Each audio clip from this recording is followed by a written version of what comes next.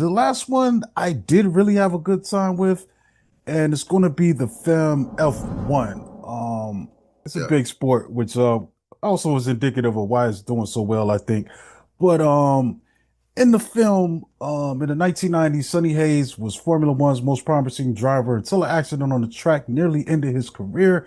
30 years later, the owner of a struggling Formula One team convinces Sonny to return to racing to become the best in the world. Driving alongside the team's hotshot rookie, Sonny soon learns that the road to redemption is not something you could travel alone. This is directed by Joseph Kosinski of Top Gun Maverick fame.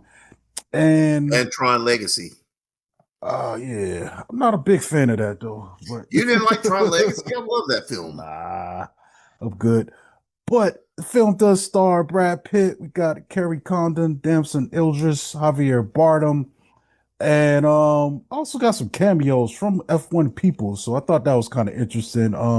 Lewis But Hamilton is a producer on this film. okay, that makes perfect Yeah, yeah, sense. but he was actually in the film. But let's get into this thing, man. So I did have a rather good time watching this, man. I will say this thing is very formulaic, man. I could see some critics giving it a knock for that, but these formulas is just for a reason, you know. I think also if you can, you get one of these formula films and you follow the recipe, you can usually end up with something good. But in the case of this film, they ended up with something great, in my opinion, and I really like everything that they've done here. Getting Brad Pitt to play this role is pretty cool. Damson Idris is great. It's fun to see them butting heads. Also great to see Javier Bardem, have a major role in this, trying to, hold this team together. Because he's the one really that has a lot at stake too, man. You know what I'm saying? He's got a lot of Yeah. his money in here and all of that, man. So that's kind of crazy. And then the other characters, actors in this that kind of make up the racing team, because Carrie Condon, she's kind of the car person, helping with the car engineering. Then we've got other people, the pit guys and stuff like that. So it's just kind of cool seeing all that work together to accomplish the goals of this film. And like this film isn't very deep, man. This guy's just trying to, get back on top and win this race, man. For some reason, he's a racing journeyman. It seems like he just goes to different classes of racing and tries to win. Once he wins, he's on to the next one. Sonny, our character Sonny in here. So like it's really weird. I did feel like I was watching Top Gun when I watched this, man. I don't know if it hit you like that in a way, just the way the rhythm and the pacing and the rolling. Like I said, man, this thing is very formulaic, very predictable, but it's still highly entertaining. Had a lot of fun with it. Like you said, it is formulaic, but it is fun. Just between the cinematography, the effects. I think they did some of the driving themselves and actually was in some of these cars, like F2 Mhm. cars, but they had them built up like an F1 car to Yeah. do some of the filming. This Kind of like this this Top was Gun, amazing. where you got the pilot sitting behind the Yeah, actor. In yeah, this yeah. case, you got the driver sitting behind the actor. Yeah, yeah. Hmm. Yeah, but this was fun.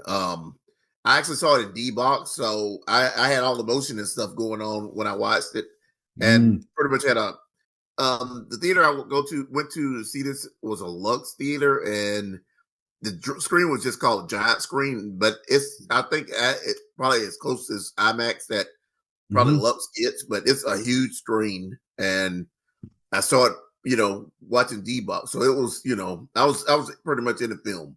Yeah, the racing scenes were really intense, man. Because there are times where you're just like you can hear a pin drop, man. It's just really adrenaline rush type filmmaking, like those low angles where it feels like you're in the car. You know what I'm saying? You got the driver's point of view. That was pretty cool, man. But then the formula kicks in because like there's points I was like, man, like I don't think this is spoilery because I mean it's telegraphed. I've seen so many films. I knew somebody was going to crash, man. You know what I'm saying? Yeah, But it's yeah, just like, yeah. how are they going to make it crash? How's it going to happen? And it's crazy. It almost plays out like did you see Gran Turismo? No, I hadn't seen that yet. I recommend that, man. I think you'll Okay. like that too, man. It's another Formula One, but I think that one's probably has a little bit more guff to the story because it is a real based on a True true story, and story. it's Yeah. yeah, yeah, yeah, Hmm. yeah. So in that way, but yeah, man, it's kind of like it's predictable, man. But at the same time, like I said, it's fun, man. This is a 2 hour, 35 minute film, man, and I wasn't watching my watch at all. Like, and when I think about it, what like when I left, I was like, what could I have cut from that?